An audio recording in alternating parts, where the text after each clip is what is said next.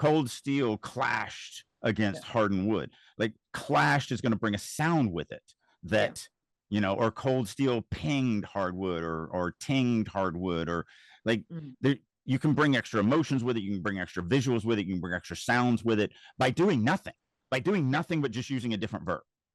And so that's what we mean when we talk about really pay attention to your verbs, because of the fact of what they can bring in addition to what you want them to do. These do what you want them to do. So we're not saying that this is bad. We're just saying if you used a stronger verb, it would do what you wanted to do plus. Yes. It would strengthen the writing, not alter it, right? We're not saying you need to change this. We're saying you can make this stronger.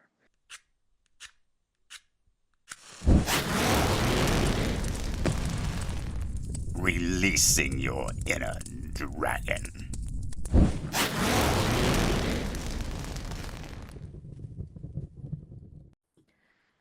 All right. Crit.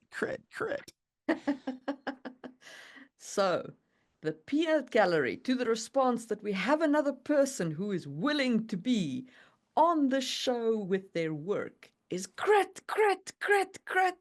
So, by popular demand, here we are to look at another person who has sent us their words, their opening words, and we are going to take a look at it and give it our best shot at giving them advice for how to make it better. Yet one more sacrifice for the crit pyre. Crits for the crit god. All right. So while Maria's working on getting all this set up, for those that are first time here, we're going to go through something. Neither one of us have even looked at this. We're both going in completely blind. We have changed some of the names and stuff like that. We don't talk about who the author is. But if you're listening to us on a podcast, we're going to try to do it in a way that you'll be able to follow this. But honestly, the best way to do this would be to head on over to YouTube. You can actually see the shared screen, so you can read along with us as we're doing this. I highly recommend that you do that. And then while you're there, click this subscribe and share and like button and all of that. It really does help us out. And if you would like to offer something up for sacrifice to the crit god, you can. We do these 1 or 2 times a month. And all you have to do is send an email to releasingyourinnerdragon@gmail.com. The email address is in the description below. And we get a lot of them, so we can't do all of them, but we do try and get to as many as we can. So please do send in your offering. We would love to hear from you. Other than that, what do we got, Marie? What are we doing? All right, here we go. Oru reached into his light well and allowed the source to flow. A familiar burn cindered behind his eyes, taming the riotous glow of the burning barn behind him, and an aura of ethereal blue erupted from the man in front. I'm going to stop there. It's not terrible, but that run-on sentence from line 3 to the end of line 5 is doing a lot. So I'm a huge fan of in media res. So I don't need, I get that it's a new fantasy world. I get that I don't know your magic system. I get that I don't know your culture. I get that I don't know anything. But until you actually make me care about something, I don't care about any of that stuff. So all these people that start their fantasy story with all this backstory and all this world building and all this, oh my God, I've got to give all this stuff to the reader or they're never going to understand anything. You don't need any of that. You need to connect me to the character and the moment of that character's life that the story starts in. So I do kudos, love it, love starting in media res. I'm actually a fan of the start. I just wanted to pause and say that run-on sentence is doing a lot of heavy lifting. Because I read it and I was like, okay, if I was reading this, I'd have to go back and read it again because there's a lot of information in there. So when the reason why we are so hard on run-on sentences is, and this is my opinion, this is how I kind of see it. I feel like people swallow at the end of punctuation, at the end of a period or whatever. So you're giving them this entire sentence. So we have a familiar burn, behind eyes, taming The the riotous glow of the riotous burning glow bar of the behind burning him. behind me, barn behind him, and an aura of ethereal blue that's erupting around the man in front of us. So that's 6 things that you're making me want to picture in my mind's eye all at one time before I swallow and actually consume that. Yeah. And it's so much more powerful to break this up into, and we can, the cool thing about breaking up is you can also give more details. So like we could do a familiar burn cindered behind my eyes, period. It fed off the riotous glow of the barn engulfed in flames. Its flame, its heat pressing against my back. Like you can give me so much more details by just giving me these things individually. And then it's so much more engaging, so much more immersive, so much more all encompassing, as opposed to this long run on sentence at the end of it. I'm just like, I don't remember Any of this. what's going on now. Yeah. So I just wanted to stop there and just make that comment because that sentence is very long and it's doing a lot. So I would really recommend breaking up this first sentence. Now, I want to say one other really positive thing about this. Yes. I do also love that they didn't try and teach me magic. That they just said, this is what it is. This is what it looks like. This is what it feels like. This character obviously knows what this is. And so many people in this moment will try to break the scene and go into, to play off of last This is what week's podcast. Lightwell is. And this is how you draw on it. And this is, the balancing factors. And I'm like, I don't care, just give me the action. Yeah, they'll play off of, like I said, off of what we did last week, the metaphysics of how the magic system works. I don't need that. I just need to see and feel it happening right now. So I love, kudos to that. Starting in media res, starting off, just give me what it looks like, give me what it feels like, give me what it does. Later, you can teach me, how it does it and why it does it and all of that. But later, I'll care. Right now, I don't. Yeah. And so trying to teach me how your magic system works when I don't care is just the wrong way to do it. It's putting the cart in front of the horse. Yeah. And this is a great start, in my opinion. Yeah. I would the one other thing I would say is I would personally not capitalize Lightwell, but that is just because I have a anti-capitals bias, because in my opinion I always look at a fantasy word, and I'm like, would the people of this world capitalize it? I mean, we don't capitalize blood, which flows through our veins. We don't capitalize heart. We don't capitalize mitochondria that build our cells. Yeah. Why would they capitalize Lightwell? Yeah. So this is something that you've actually had an impact on me, with us working together over the last 5 years, because I was a fan of capitalizing freaking everything. And when I first met you, I capitalized it all. I'd capitalize every sentence if I could, or every word in a sentence if I could. No, not really, but definitely anything that was unique to my world. And I did believe in that. I did believe that it set it apart and everything like that. I still capitalize way more than you ever would. But I have come to understand, like with everything, when you overdo something, it loses its punch. It loses its power. So now I'm much more like, I might capitalize Lightwell here because it might be the one thing or the one of few things that I will capitalize, because I really do want them to kind of set themselves apart. But a lot of things I have realized that well, like in my magic system, they manipulate spectals, which are things that they see inside of things. And originally I capitalized them all. And now I don't, because it's literally the blood of magic. Atoms. Yeah, it's just the atoms of magic or the blood of magic or whatever you want to say. And so therefore it's just this common thing. It's unique to us, but not to them. And that's my argument against capitalization or italicizing, your fantasy words. It's the same argument, and it's this. It takes the reader out of the head of the character, because it reminds the reader that this is not normal. Right. Yeah. But it is normal. It is normal for this character. So that's my argument against Yeah. capitalization and italicization and everything else around fantasy words. Anyway, I will get off my soapbox and continue. Bare-chested and wielding a spear with a crescent blade, the red-bearded man spat at Uro's feet. "Fuck you, ogre." Ogre, Uro thought. How? The simmering aura struck out, moving on its own. Its translucent blade arched through the air and stabbed through Uro's the breastplate, making his skin tingle where the point pierced his chest.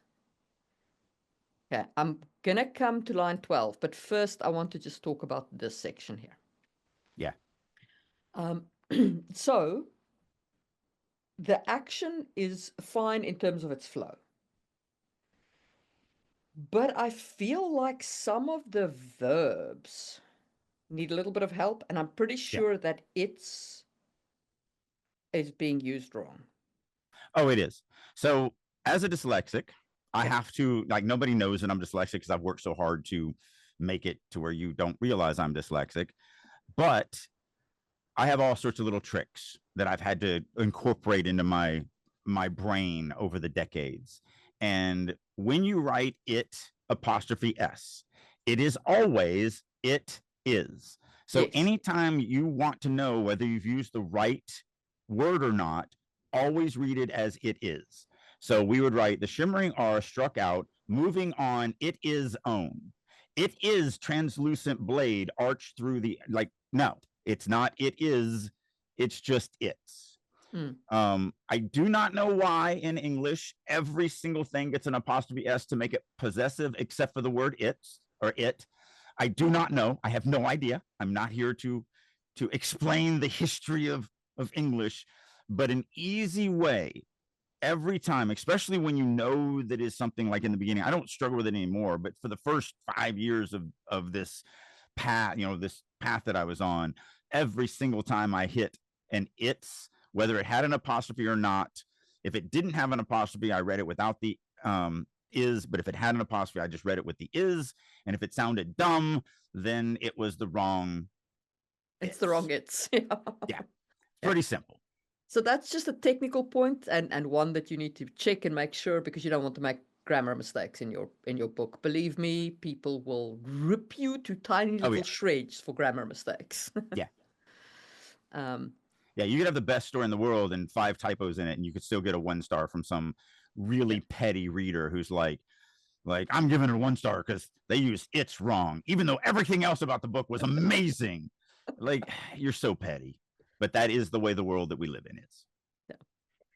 Then, okay, so let's talk a little bit about the internal monologue. You don't need that auto thought. The convention in fantasy these days is pretty much like italics with no quotation marks is internal monologue.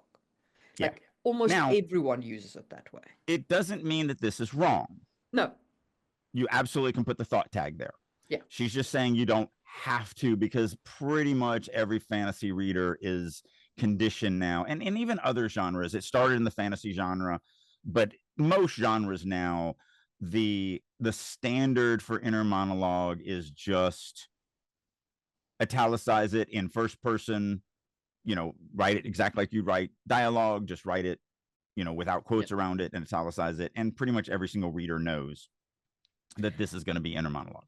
And I mean, this could be a case of you just leaving it in place just so that to remind the reader that this is how it works, and then you won't use it again throughout the rest of the book. So in which case it's also fine, like 100%. This isn't wrong. I'm just saying that I don't think, strictly speaking, you need it right for the most and just part. expand on what you said, just to make sure that they understand why you said that. So she said you could leave it because this is the first time you're doing it, and then just not do it anymore. And what she's meaning by that is you would then be training the reader. So if we left line 8 the way it is, with italicized ogre, and then Ori thought, and then italicized how, what we're doing is we're telling the reader, hey, when you see italicized words that are written in first person that don't have any quotes around them, it is a piece of inner monologue. Once you have trained them, you don't need to keep going back to this over and over and over again. You know, maybe you'll do it the third or fourth time you do it just to kind of remind them, and then just never do it again, because they know they've now been trained. It's just now extra words. Speech tags, which include thought tags, are always tells, always. So, and the argument of like, well, yeah, but how would they know who said it? Well, if you're doing your job and you're writing in third person limited, which is what it looks like this is, then there's only one head we're in. So if there is inner monologue, it can only come from, I want to say Oreo. I'm sorry. I really want to call this character Oreo. Oro. I think it's Oh, Oro. yeah, Oro, whatever. Like, that's it. There is no confusion because we're in the head of that one character. And so therefore, no one else can think that. Only if you're omniscient do you need explicit thought tags. Yes. Yeah, but this feels very limited. very third. Like 100%. Then so that's the, but line 6 and 7 and 8 is fine. Line 9, however, needs some more impactful verbs, in my opinion. The verbs are your most yeah. Verbs are your most important word of every sentence. And so many writers, and that was where I was 25 years ago. We just used the verbs that we would normally speak, and they just bring nothing with them. So moving and arced and stabbed and making, and these are just such weak verbs, especially moving and making. Those are the two. And it's especially noticeable because we had this wonderful cindered up here that I was really like, that's a great verb. And erupted. Yeah, and erupted. Yeah. So there was a lot of great verbs up here. And then down here, when we come to the simmering aura, which should be massively cool, it's moving on its own. And it's making his skin tingle. And I mean, making is actually a filter as well, because it should just be his skin tingled with a point. Yeah, it's passive. Yeah. So yeah, we can flip it around and go, his skin tingled, as opposed to having that making in there. Yeah. So I would definitely look at the verbs in this paragraph, and just put some oomph in them. All right, then line 12 I really actually like. Line 12 reads, the real enemy twitched. I'm not sure what the comma's doing there, but I like the sentiment that this is not the real enemy. And the comma doesn't belong there. Yeah, I think that comma is just a typo of some sort. Yeah. Well, so many people it's really tough. Commas are tough. The rules on commas are just stupid, but that is just one clause. The real enemy twitched. The real enemy is the subject. Twitched is our action. It's one sentence. And so you don't put a comma between the subject and the action. Cold steel met hardened wood as Otto stepped into the attack. He sliced up the descending spear with his long sword, snapping the spear at the apex of its swing. On the downstroke, Otto dropped his weight. He smashed the pommel of his sword into the man's face, sending him sprawling to the ground. Okay, I've got a couple of problems here. Line 13, cold steel met hardened wood as Otto stepped into the attack. Sure, but met again is somewhat of a weak word. So is stepped. Yeah, so is stepped. Stepped more so than met. Met could be improved, but stepped, there's so many different verbs that we could put there that would just bring something with it. And that's the thing. When we're talking about stronger verbs, what we're talking about is verbs also have other things with them. So if I wrote, if we go back up to 9, the simmering aura struck moving on its own, versus the shimmering aura struck out gliding on its own. So gliding brings with it an elegance that moving doesn't. Shifting on its own brings an erraticness to it. Undulating brings an up and down motion. Yeah. Or, whatever. There's all sorts of everything. All these different verbs, if you use the right one of them, they're going to do what you want them to do, which is what moving does. But they're going to do something else too. Moving is just so generic. Yeah. It doesn't paint any picture. It's just generic. Yeah. And it's the same with cold steel met hardened wood.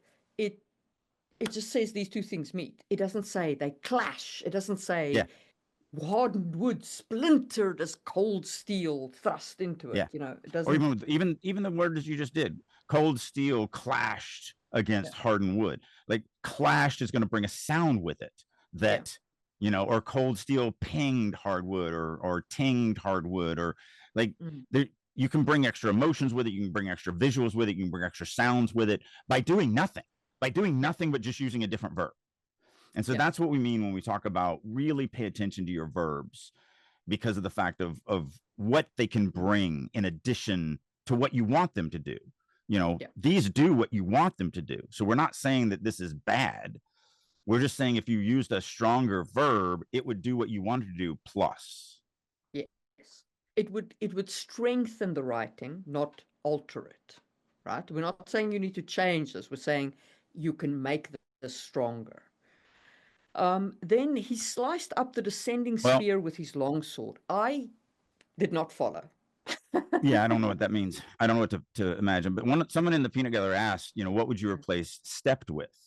As Oro stepped into the attack, you could have as Oro pressed into the attack, as Oro leaned into the attack, lunged into the attack. Yeah, there's all sorts of different things that you could do. You could also, one of the things that I think a lot of writers, when they start getting into this editing mode in the beginnings of their journey, they start looking at a sentence and they go, oh, stepped is a weak verb that I want to replace. And they sit there and they focus on every other word is locked and I can only change the word stepped. So what is the one word that I can find that will, and that's really difficult sometimes. Sometimes it's easy, like, cold metal clashed, or slammed or pinged or whatever. Those are easier. But then you look at stepped. Another way to think about it is to go, okay, what is the sentence doing? Cold steel met hardened wood as Oro stepped into the attack. Okay, so there's an attack of a steel against wood and Oro moving forward. Then you can say, okay, now this is what the sentence does. Is there a different way to write that? Yeah, there's 30 different ways to write that. If you stop looking, if you're trying to get rid of the word stepped, and you lock all the other words in place in that sentence and you don't allow yourself to even think about changing them, then you might find it very difficult to remove the word stepped. But if you just go, okay, what is the sentence trying to do? Is there another way to describe that exact same action? Then you can go, oh my goodness, there's 50 ways to describe that same action if I'm not locked into this stupid sentence structure that I did the very first time. And so that will help free you up when you have that. Sometimes, if you can figure out one word really quickly, just do it and go if you're happy with it. But if you are struggling, if you hit that sentence where you're like, I don't know what to do with this one word, then stop looking at the one word. Rewrite the entire sentence and you'll find that you'll spend 20 minutes on one word where you'll spend 3 seconds on rewriting the entire sentence. So a long time ago, I used to fence, like with a little metal swords. And there's a whole lot of steps involved in fencing because there's a lot of footwork involved in fencing. So when I encounter a thing like this, I always try to think of like, what would that, if I'm actually just stepping into battle, like it's a swordsman's steps, what would that look like? So you could do something like, Oro slapped his foot on the ground as a distraction and pushed off his heel, thrusting his body forward into the attack. What that then does is it also gives the reader the indication, if they know anything about fencing or anything about sword fighting, that Oro knows what he's doing with a weapon. Because it actually gives you some of his footwork. Yeah. And one of the peanut gallery took that advice and rewrote that sentence and got rid of the word stepped. Yeah. Again, if you ever run into a place where you're like, oh, I want to change this one word, and you're staring at it for minutes upon minutes upon minutes upon minutes, take a step back and look at the whole thing and just say, what is this? What is the image? What is the thing? What is this sentence doing for the reader? Can I do that same thing in 20 other different ways? Yeah. And then you'll find one that actually is the improvement that you're looking for. And it will take you minutes instead of tens of minutes, or worse, where you're like, well, I can't think of anything, so stepped is good enough, let's go. And it's like, or you can work just a little bit and come up with a better turn of phrase. So then the reason why he sliced up at the descending spear with his long sword kind of confused me is because I'm like, okay, so isn't he blocking rather than slicing up? I mean, it doesn't feel quite, I don't know. Anyway. So the reason why it was hard for me to follow that image is the first one is vague.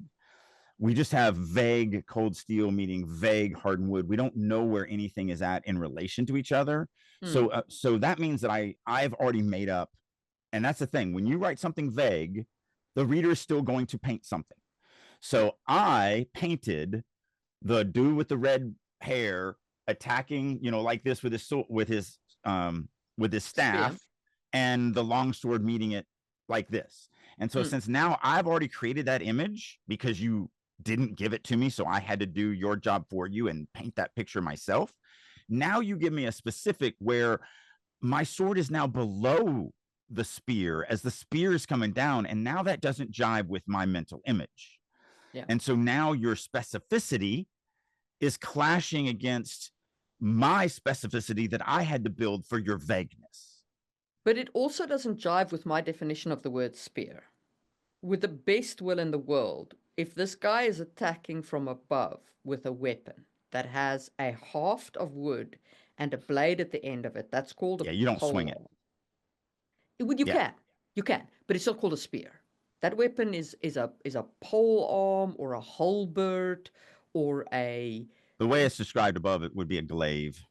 A glaive is a good word for it, but a spear it ain't. Like in my head anyway, a spear in my head has got those spears are thrusting weapons. Yeah. They're a jabbing weapon. Yeah. They're a long straight jabbing weapon. You're not swinging a spear in my head anyway. So anyway, that's my opinion. And then we have a sentence that's a partial and shouldn't be. I'm pretty sure this is just a weird grammar mistake. Yeah, on the downstroke, period. I'm pretty sure that's that period. I'm pretty sure that that period is supposed to be a comma. On the downstroke, comma, Oro dropped his weight. Yeah. I'm pretty sure that on the downstroke is an introductory clause. Yeah. Now, someone in the peanut gallery made a very astute comment. Now it still has the weak verbs and everything like that, but if you just take the first sentence of this paragraph and make it the second sentence of the paragraph and put the vagueness after the specificity. Yeah. So he sliced up at the descending spear with his longsword, snapping the spear at the apex of its swing. Cold steel met hardened wood, and I'd still work it to where the cold steel meeting the hard wood is before the snapping of the spear. But the point is that when you give specificity first and then you do something vague, I'm now going to paint that vagueness off of the specificity that you gave me, so the image is going to flow. Whereas if you give me vagueness and I've got to make it up, I'm never going to make up what you think that I'm going to make up. I'm always going to make up something different. So why what the peanut gallery suggested is to say Oro sliced up at the descending spear with his longsword, period. Cold steel met hardened wood, period. The spear snapped at the apex of its swing. Or even cold steel met hardened wood, comma, snapping the spear. That works too. All that. Yeah. Yeah, so there's an order thing. But see how when we do the specificity first and then we do a more vague thing, it doesn't matter because we've already got the specific, so we know where things are in relation to each other in our mind movie. Exactly. As opposed to, because again, if you give vagueness to a reader, they're going to paint the picture. They have to paint something in their mind. Yeah. And so then when you get specific after that, it's never going to line up. It's never going to line up. And then they're going to feel like you lied to them, even though you just gave them vagueness. You didn't actually lie. Yeah. Or they're going to feel confused, or they're not going to they're like, wait, how did this even get here? Because that's not where it is in my mind. And they're going to have to reread, and they're going to have to repaint, and they're going to have to do all this other stuff. And that's just not what we want. Again, as I always say, I want my readers thinking about the story, not about how I'm writing the story. Yes. If they're trying to figure out what I mean by the words that I'm using, then they're thinking about how I'm writing. I don't want that. I want you to watch the movie. I want you to just think about the story. Don't worry about the words. The words are going to become invisible to you. Yeah. On the downstroke, Oro dropped his weight. It's okay. He smashed the pommel of his sword into the man's face, sending him sprawling to the ground.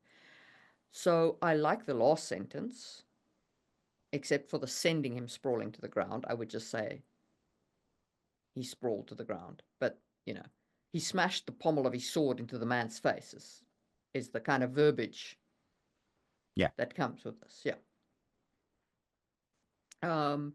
I understand what he means when he says, or what the author means when he says Oro dropped his weight. Do you understand that? I mean, I have an image in my mind, but it doesn't mean that I know exactly what the author is trying to paint in my mind. Because, like, for me, dropping his weight means that he basically, like, lets his weight sink down, like he's sitting on a bar stool that doesn't exist, stabilizing his body and putting his power in his legs. Right. Yeah, that's the way I pictured it. Yeah. Yeah. That's my image of dropped his weight. Set his feet. Yeah. I don't know how many people, because I mean, like I say, I used to fence, and in fencing, they spoke about that. I think they do the same in like other martial arts, like boxing and whatever. They talk about dropping your weight. So I think anybody who's done martial art will understand that terminology. I'm just not sure if, like it's understood outside of martial arts kind of circles, right, as a thing. So that might be worth just looking at and maybe describing that, as opposed to using the kind of almost, I guess, almost, what could one say? The the language of martial arts. And somebody said, well, how would you, I mean, you can just make it what it is. So like I had said, on the downstroke, Oro set his feet or whatever, braced himself. His feet and lowered his body, his muscles in his legs coiling. Like, describe what it feels like. Yeah.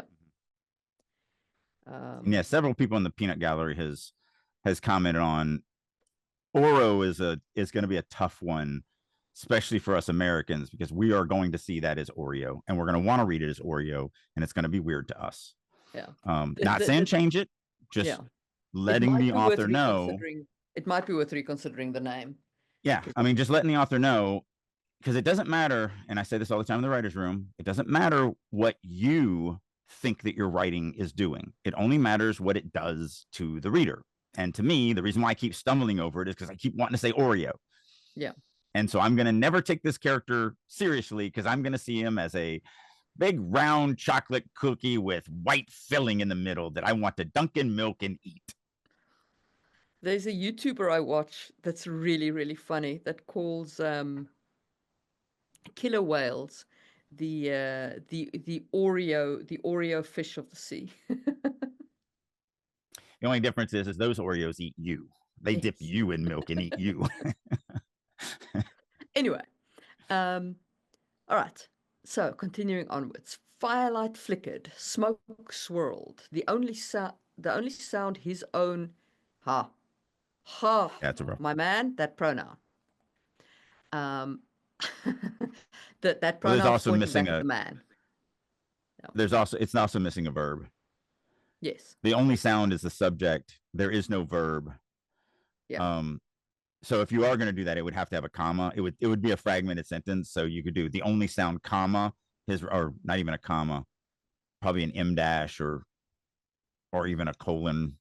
I don't like that. The only sound his own ragged breathing inside his helmet, and the lick and snap of flame behind him. That's just it. It has no verb. It has no verb, because his own ragged breath inside his helmet and the lick and snap of the flames behind him is all the object. It's all other things. You would need a was, is what I'm saying. The only sound was his own ragged breath. There's no verb. The only sound being, the only sound to be heard. whatever. I would It's all actually passive. kill the only sound, and I would say Right. Yeah, it's all passive voice. So you'd have to flip it Oreo's around. ragged breathing echoed inside his helmet. The flames licked the flames licked and snapped behind him. I would make it active. That's a good argument for an as. As the flames licked and snapped. Yeah. As the flames licked and snapped behind him. Yeah. But yeah, yeah, I would definitely like this is passive and it feels passive. Mm-hmm. And it's worse because you don't have your verb. Yeah. So, ladies and gentlemen, and this may not be the case. This may be that he was like, this author was like, no, I want this sentence written this way, and that's fine. But so many people over the last 20 years who have come to me overuse the word was, don't know that they're red flags, don't know that they're passive voice, don't know that they're televerbs and all this other stuff. And so they hear all this and they start learning all this. They start learning that was can be problematic. And so they go through their manuscript and they remove every was. They don't fix anything. They just literally remove it. And so you get sentences like, the only sound his ragged voice or breath. Like, that's not a sentence. You can't just remove a was. You actually have to rework the sentence if you want to get rid of the was in most cases, but also understand that all wases are not bad. Some of them are linking verbs that you want to use. Maybe this isn't the place to write, the azure sky stretched out like a massive blue fuzzy blanket across the heavens. Maybe we just want to write the sky was blue. And then was is a linking verb that links sky to blue. And then if you remove the was from that sentence, just to illustrate the point, it's sky blue. Sky blue. Me hungry. You bad. Woman nice. Meat take woman. Woman nice. Yeah. It's like, and then you're writing a completely different level of story. You cannot remove your, and again, this probably isn't that case. It's just a good place to talk about this. When you first go down this path and you start learning that wases can be your enemy, do not fall into the trap of just removing every was willy-nilly. Just know that every time you write the word was, take a look at the sentence. Is it a passive voice was? Then get rid of it. Is it a telly was? Then get rid of it. But don't get rid of every one of your wases. I mean, and yes, there's actually a published manuscript out there where the author decided to write the entire thing with no wases.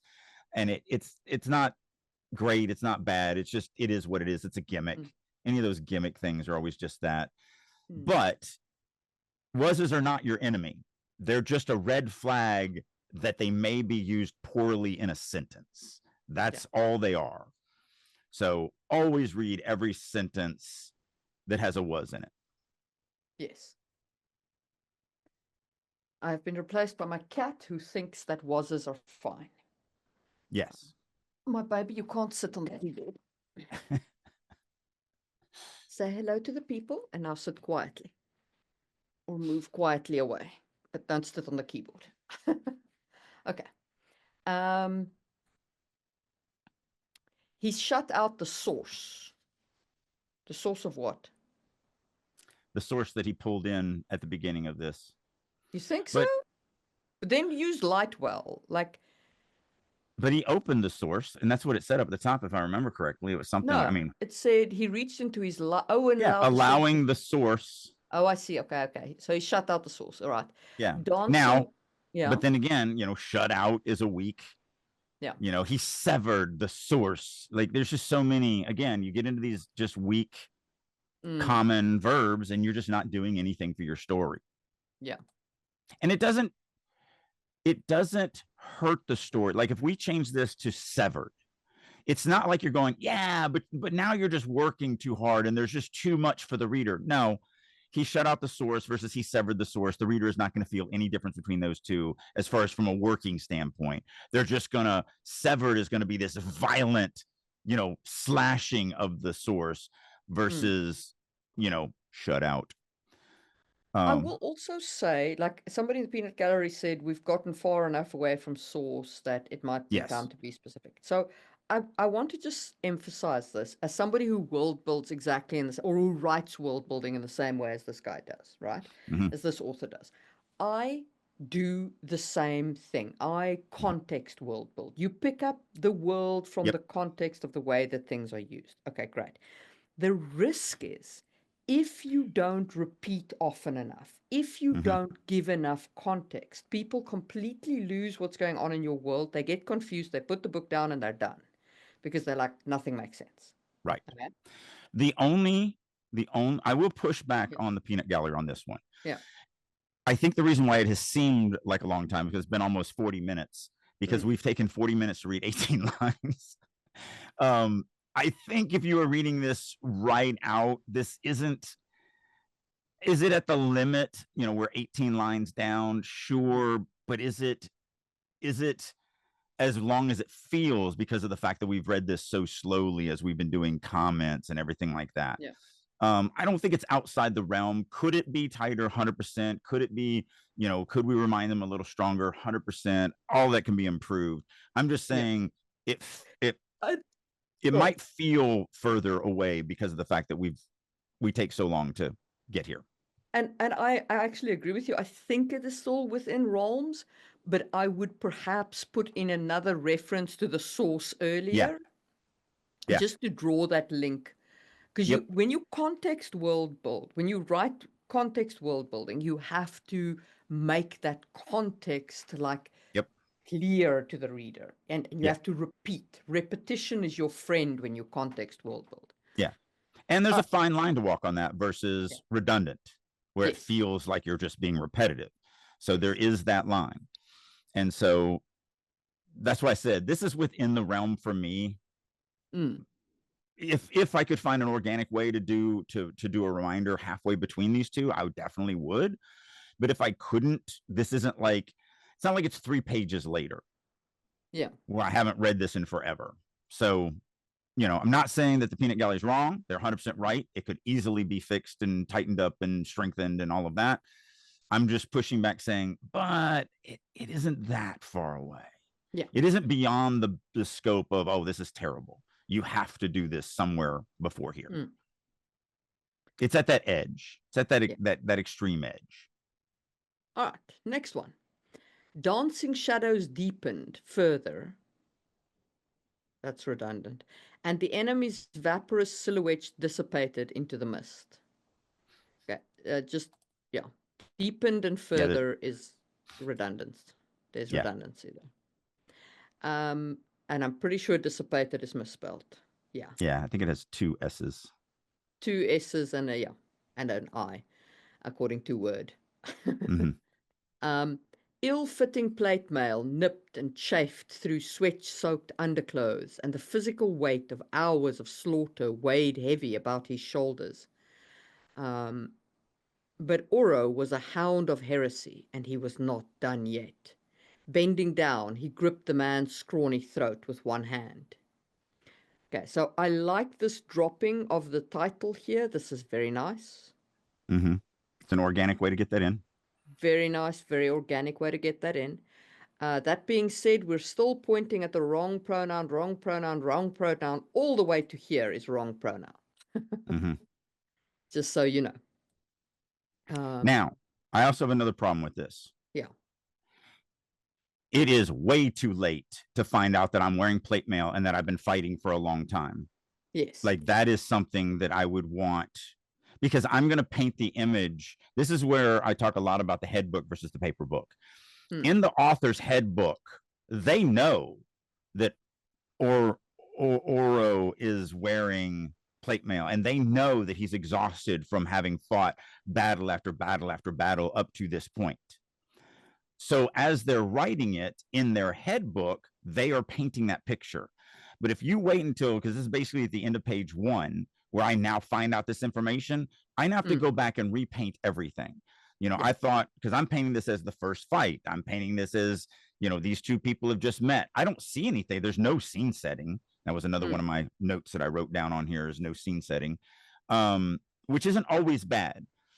Yeah. But this detail is something that I would recommend being in the second or third paragraph. And there's an easy getting a fact that he's exhausted from multiple fights is a couple words. It can literally just be just a dependent clause attached to another sentence somewhere up there. I mean, I guarantee if we scroll up, we could find an easy sentence to attach it to, and it would be organic. And then now, as my reader is painting this picture, they know that the character that they're following is exhausted. Learning that this far into the story, I think, is not going to benefit the reader. I agree. There are some things that don't need to be set up front. There are some things that can be brought in due course. But that I'm wearing plate mail and that I'm hours into the battle is not one of those things that can come in. Because those are things I don't want to paint as this fight's going on. I need to see those. Yeah. Or at least I feel I do. William says it could have been. He said there was the helmet mentioned, but that's it as far as I know. Yeah. Anyway, if there was, I missed it. It certainly felt like it came out from nowhere. Yeah. Where did they see breastplate?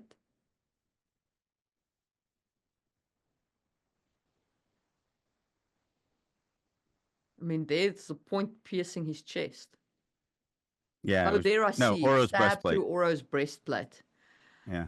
Yeah. Okay, but yeah, maybe I just missed it. Yeah, that's the other problem about editing and taking so long to go through line by line by line. You do lose some details. You do lose details, yeah. That's why it does help. So maybe the breastplate would work if we had read this all the way through, but we still need the exhaustion, and that could be added. Definitely needs to be. Yeah. There. So I'll take out the comment on the plate mail. I will give you that you actually did give us that information, and we just missed it. Well, we just forgot it because we have been wallowing. We're talking about other stuff, but the weight of hours, definitely. Yeah.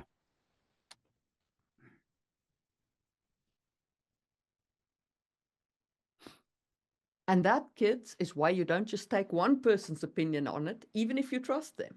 Because the peanut gallery was the ones who pointed out, actually, there was a breastplate. Yeah, and that's why in the writer's room, and I get it, when I'm leading a critique group, everybody's looking at me as the expert or whatever, but like I'll go down a path that's 100% subjective, and and no one will say anything, and I'll be like, come on, somebody can push against that. Somebody can feel differently than that. Come on, somebody's got it. Somebody out there has to feel different than me. And I'll push them to finally have somebody go, you know what? Actually, I disagree with you. I'm like, thank you. Good. Let's talk about that. Because it's subjective. There's no way that I can be subjective and be right. I'm just right for me.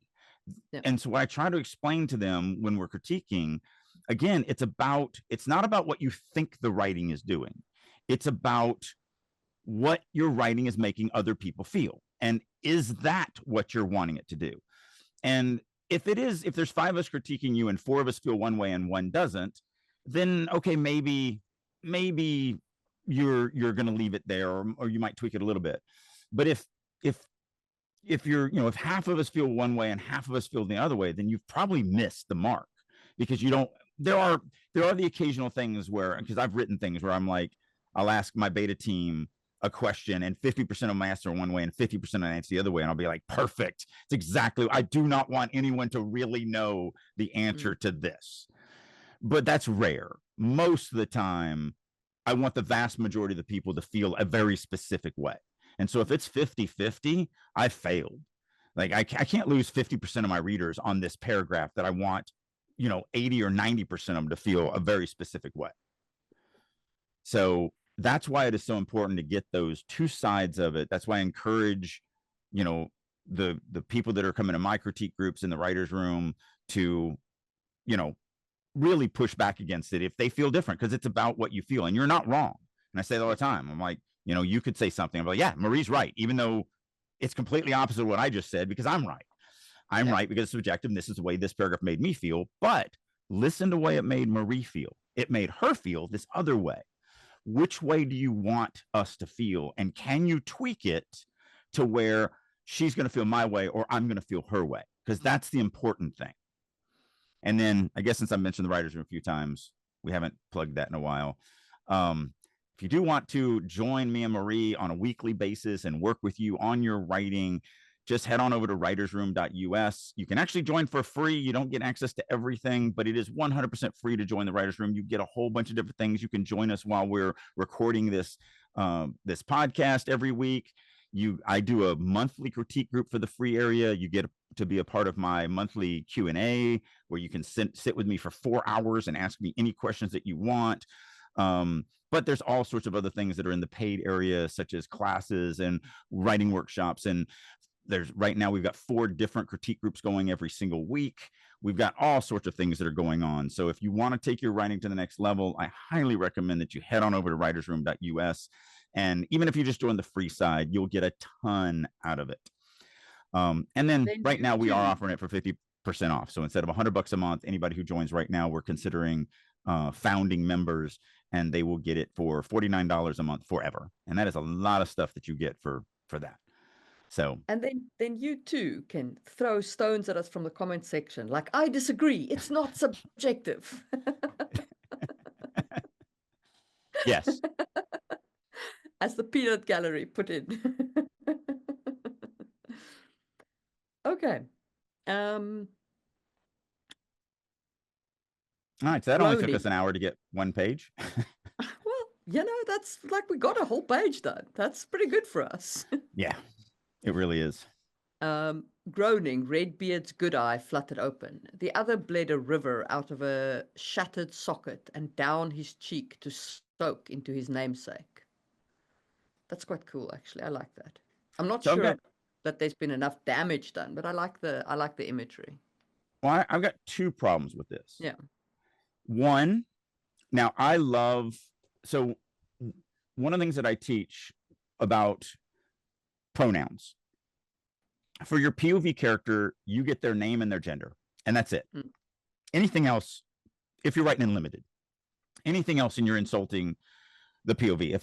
If I'm telling my story, I'm not going to call myself, the aging man or, the cancer survivor dude or, the skinny writer.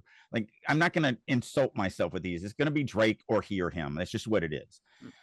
For everyone else, you want to limit it to 3, at most 4. Their gender, their name, if you know it. Now, this guy doesn't know this guy's name because it's just somebody he's fighting. But their name, if you know it, something that's obvious about them, their job, their, the priest, the fighter, the barmaid, the whatever, something obvious that you can just say. Maybe this guy has an eye patch, I think. No, somebody had an eye patch somewhere, whatever. Anyway, so let's say they have an eye patch, anything that's obvious. And then the 4th thing is to noun something that is personal to the POV and how they see that person.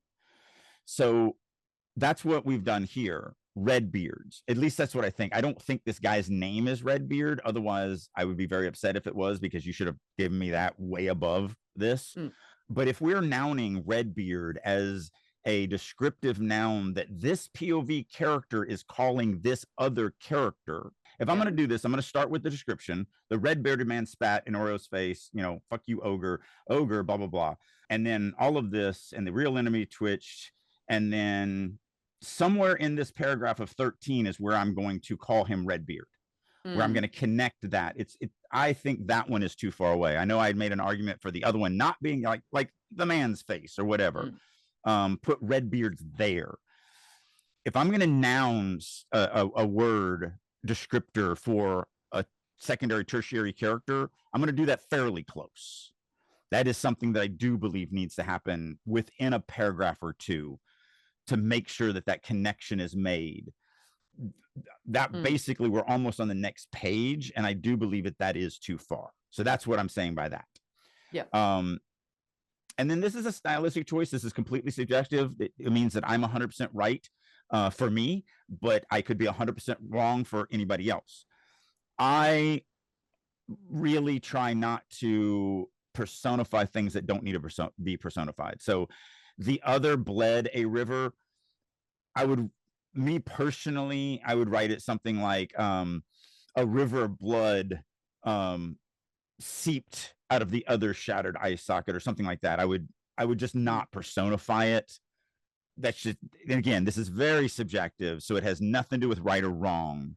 It has Yeah. to do with my opinion versus Yeah, somebody else's I tend to be a opinion. little careful with personification myself, like the Yeah, fingers did this or whatever. Like, right, I'm right. not saying never do it, and I certainly do it sometimes, but Yes, don't like be careful with it. Like, really consider if that is the image you want to paint in this moment. right. It's generally my And advice. that's why I feel this one. It doesn't feel personal. When you do this, it makes it less personal. Whereas if it's, blood pouring out of his other eye, Mm, then it's his eye that it's yeah, him that this damage has happened to. yeah, And again, subjective as all hell. yeah, of So course. take that with a grain of salt. I'm not saying change this. I'm just pointing it out. If this was, if you were in my writers group, I would definitely do the same thing here. And wallow in the fact that it's subjective. You don't have to change it. Just giving you another perspective on it and why I feel it's stronger for the reader to say that his eye bled as opposed to the other eye bled. It connects it stronger. It makes it more visual, more visceral, more painful to the guy that it's happening to, as opposed to this disembodied And eye socket. if you want to avoid the echo of I, you can just say a river of blood seeped out of his shattered socket. Right. Yeah. But again, that it's doing the same thing. It's Yeah. not personifying the item and kind of separating it from the character. It's a letting the character's thing have it. And so therefore it is very visceral, completely subjective. But I'm just saying that's why those are the two things that I would say about this. The red beard needs to be sooner, and then let it be him. Let it be his pain, not the other eyes playing. And I think we have gone through one page, so I guess Yeah. that's a good place. I think overall, I actually quite like this. I know that we've Yes. torn into a lot of the writing, but I think the start, like what we've commented on here is what I call line editing stuff, right? Yes. It's verbs, it's nouns, it's choosing better things, painting better pictures, and so on. But Yeah. I like the start.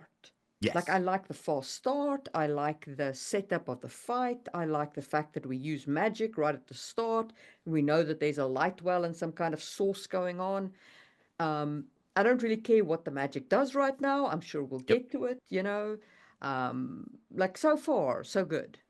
Yeah. And that's the crappy thing about doing line editing. It feels like we're like, this sucks. This is the worst thing ever. No, we're looking at individual things that would just make it a little bit better. Yeah. I agree. And I said that at the beginning. I love the in media res start. Mm, I love that we're just getting the description of things that we're in. It makes us feel like we're in a world that already exists, that the camera turned on, sure, but the camera turned on here, but the world has been in existence for mm, much longer than this moment. That's why I said, even getting that in the first or second paragraph, that this is not the first fight, that this mm, is a fight that's been raging for a while.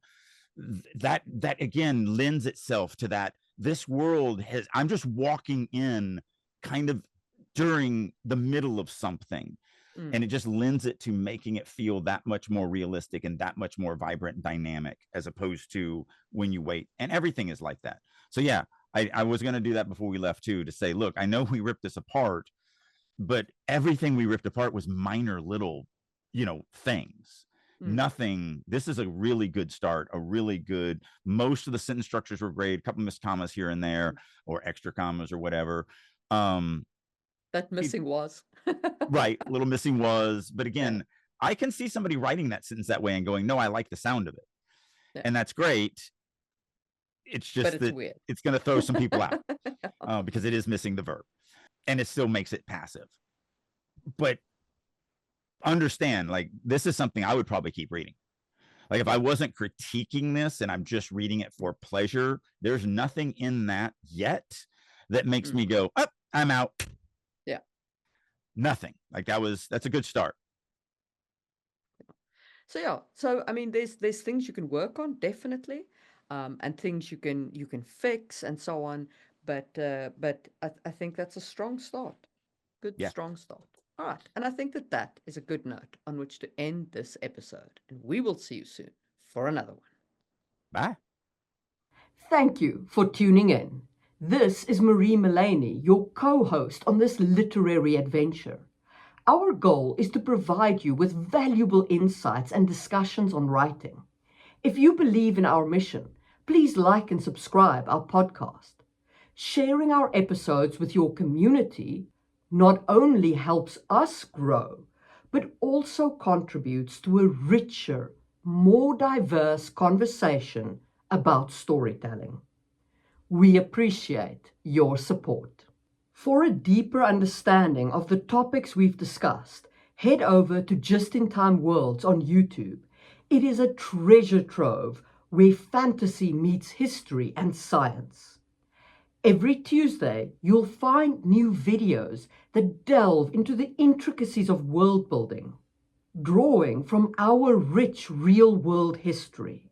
Whether you're a writer, a role player, or just a fantasy enthusiast, Just in Time Worlds offers unique insights that will enrich your perspective. Check it out and join the journey of crafting incredible worlds. If you are ready to take your writing to the next level and work with a group of highly motivated, dedicated writers who are all working to not only improve their writing, but improve your writing, plus you get to work with me on a weekly basis, then I'll encourage you to check out writersroom.us. This is a website that I have created that I really wish I had 30 years ago. It's everything a writer needs to become a better writer. Not only do we do weekly critique sessions, both from other members as well as me, we have daily writing sessions, I do monthly classes, Q&As, we have activities, I do all sorts of learning exercises, such as I do a quarterly writing prompt contest, and just tons and tons and tons of things. So if you're ready to get serious about your writing and you want to actually finish that novel and have a chance of it being published, then I encourage you to head on over to the Writer's Room and join me there. And as a special promotion for listeners of Releasing Your Inner Dragon, I'll go one step more.